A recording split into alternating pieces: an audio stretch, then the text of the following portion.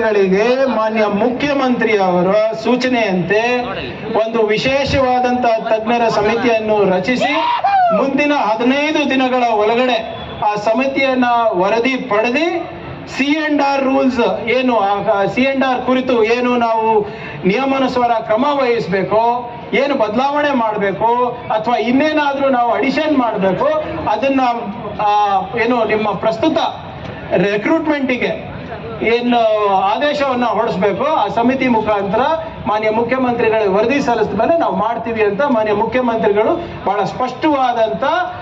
ಸಂದೇಶವನ್ನ ಕೊಟ್ಟಿದ್ದಾರೆ. ತಾತ್ಕಾಲಿಕವಾಗಿ ಮುಂಬರುವ ಏನು ನಿಮ್ಮ ಕೃಷಿ 9ನೇ ತಾರೀಕಿನ ನಿಮ್ಮ ಕೃಷಿ 8-9ನೇ ತಾರೀಕು ಏನು ಕೃಷಿ ಪದವೀಧರರ ಹಿತದೃಷ್ಟಿಯನ್ನ ಕಾಪಾಡುವ ನಿಟ್ಟಿನಲ್ಲಿ ಈ ಪರೀಕ್ಷೆ ಇತ್ತು, ಅದು ತಾತ್ಕಾಲಿಕವಾಗಿ ಮುಂದೂಡಲಾಗಿದೆ.